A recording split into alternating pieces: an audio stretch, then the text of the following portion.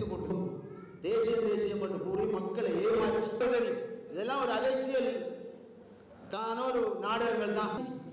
அப்போ எப்படியான ஒரு பொக்க அரசாங்கம் கொண்டு வாங்க. அப்போ அண்ணனை கண்டுபிடித்து கையில் விலங்க போட்டு கொண்டு வரீங்களாங்க உள்ள அவர்கள் தான் பாதுகாப்பாக கொண்டு போய்விட்டாங்க. அவங்களோட அரசு மதியாவையோட கர்நாடகா விமான நிலையம் வரைக்கும் ஆயுதத்தோடு வந்தாங்க நிறக்கிறது. அப்போ அப்படி கொண்டு விட்ட பிரிட்டிஷ் அரசாங்கத்துக்கு இப்போ முழங்கிருக்கி கர்நாடகா முடியாது. ஆகவே இதெல்லாம் ஒரு தமிழர்கள எங்களுடைய குறிப்பாக கிழக்கு தமிழர்கள இருப்பை சூறையாடுவதற்கான நடவடிக்கை. இந்த கூட்டத்துக்கு வருகிறவர்களுக்கும் எங்களுடைய மதிப்புரிய தமிழர்கள் விடுதலை புலிகளின் தலைவர் அவர்களுக்கும் மற்றும் வருகிறவர்களுக்கும் எங்களுடைய தமிழர்கள் விடுதலை புலிகளின் பொதுச் செயலாளர் பிரசாந்தன் மற்றும் தமிழர் ஐக்கிய சுதந்திர முன்னணியின் பொதுச் செயலாளர் செங்கோடன் அவர்கள் மற்றும் வருகின்ற வேட்பாளர்கள் போட்டியிடுகின்ற எங்களுடைய மதிப்புரிய தாய்க்குளங்கள் அனைவருக்கும் எனது அன்பார்ந்த வணக்கம். இன்று இந்த இடத்திலே 3 பிரதேச சபைகளுக்கான அறிமுக வைபவத்தை திறம்பட செய்து முடித்திருக்கின்றோம். ஆகவே இந்த தேர்தல் ஒரு முக்கியமான தேர்தலாக நான் பார்க்கின்றேன் எங்களை பொறுத்தவரை. ஏனென்றால் நாங்கள் இந்த ஒரு பெரும் அணி திரண்டு முதல் முறையாக ஒரு கூட்டாக தற்பொழுது போட்டியிடுகின்றோம். ஆகவே இதிலே ஒவ்வொரு வேட்பாளரும் வெல்ல வேண்டும் என்ற குறிக்கோளுடன் நீங்கள் செயல்பட வேண்டும் என்பதுதான் என்னுடைய அன்பான. அதற்கான அனைத்து பின்னணி ஒத்துழைப்புகளை நாங்கள் வழங்குவோம்.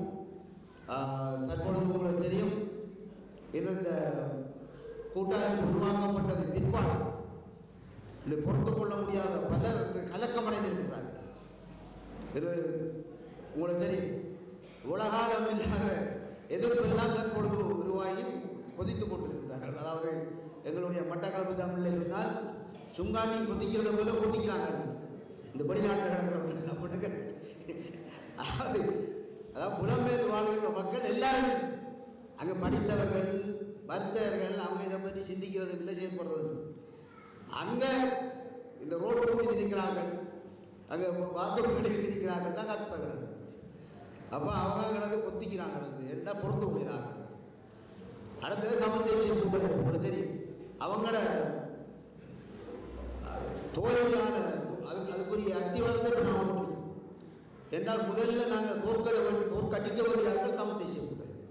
இதை எல்லாரும் மனதில் வச்சுக்கொள்வோம். என்றால் போலி தேசியத்தை பேசிக்கொண்டு தேசியம் என்று கூறி மக்களை ஏமாற்றி விடப்பட்ட லஞ்சம் ஊழல் செய்து கொண்டு தான் இன்று தமிழ் தேசியம் என்று செய்து கொண்டிருக்காங்க. அண்மையில் உங்களுக்கு தெரியும், அங்கே களுவாஞ்சிக்குடி ஏரியை பிரிஞ்சத்தில் இந்த வடிவேல் பகுதி மாதிரி கிணத்தை கண்ட மாதிரி கிரவுண்ட் இல்லாமல் காசு ஒதுக்கிருக்காங்க.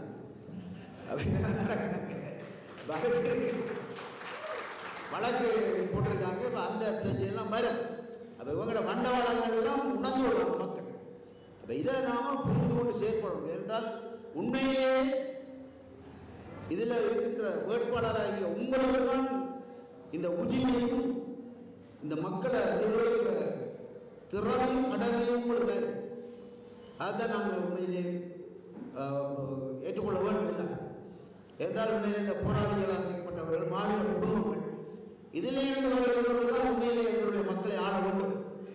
அதற்காகத்தான் தற்பொழுது நாங்கள் இந்த கூட்டமைப்பை உருவாக்கி இன்று பரந்துவட்ட அடிப்படையில் இந்த உலக மட்டத்திலே ஒரு பேசுபொருளாக மாற்றப்பட்டிருக்கிறது.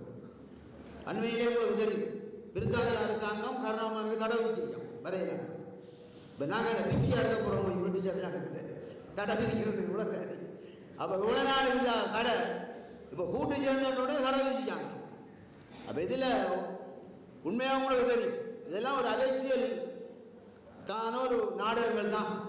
ஏன்னா நான் உங்களுக்கு தெரியும், பிரிட்டிஷ் அரசாங்கத்தில் கிட்டத்தட்ட 87ஆம் ஆண்டு 87, 88, 86 அந்த பகுதியில் கைது செய்யப்பட்டு அங்கே சிறைச்சாலையில் இருந்தான்.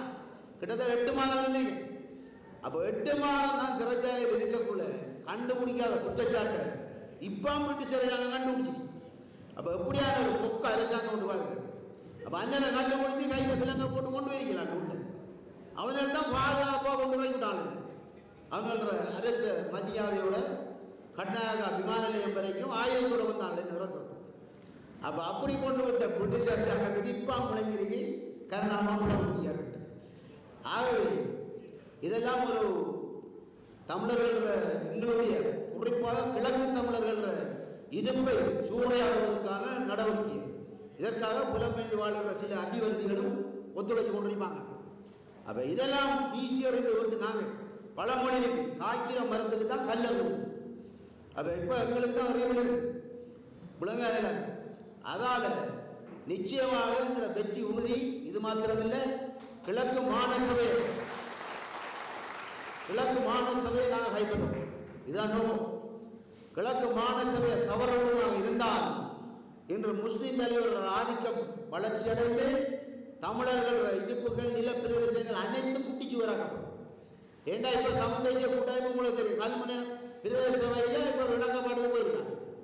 முஸ்லீமும் தமிழ் தேசிய கூட்டமைப்பு சேர்ந்து தான் ஆட்சி அமைக்கிறது. அப்போ இதே போல கடந்த காலத்தில் உங்களுக்கு தெரியும் 11 ஆசனத்தை எடுத்து போட்டு 8 ஆசனத்தை எடுத்த முஸ்லீம் காங்கிரஸுக்கு முதலமைச்சர் பதவியை கொடுத்தவங்க யாரு? தமிழ் தேசிய கூட்டமைப்பு. அப்போ இவன் தான் இப்போ தேசியம் கலைக்கிறவன். அப்போ இதில் பின்னணியை பார்க்கக்குள்ள நாங்கள் தனித்தமிழ் தரப்பாக பாரமான சபையை நாங்கள் கைப்பற்றலாம். ஏனென்றால் இந்த இணைவின் பிற்பாடு உங்களுக்கு தெரியும், மட்டக்களப்பு மாவட்டம் மாத்திரமில்லை, கிழக்கு மாவட்டத்தில் இருக்க மக்கள் அனைவரும் அணிகள் இருக்கின்றார்கள். கிட்டத்தட்ட 70% மேற்பட்ட ஆதரவும் இன்று எங்களுக்கு வந்திருக்கு. அப்போ என்ன இதை பொறுத்து கொள்ள இல்லாமல் தான் இப்போ இந்த தமிழ் தேசிய கூட்டமைப்பு எல்லாம் உங்களுக்கு சும்மா வாய்ப்பு வந்த மாதிரி கலைக்கு பழமொழிகள் எல்லா நம்மளோடு வந்து வைத்து நாம் பால கிளம்பி ஓடித்தாங்க.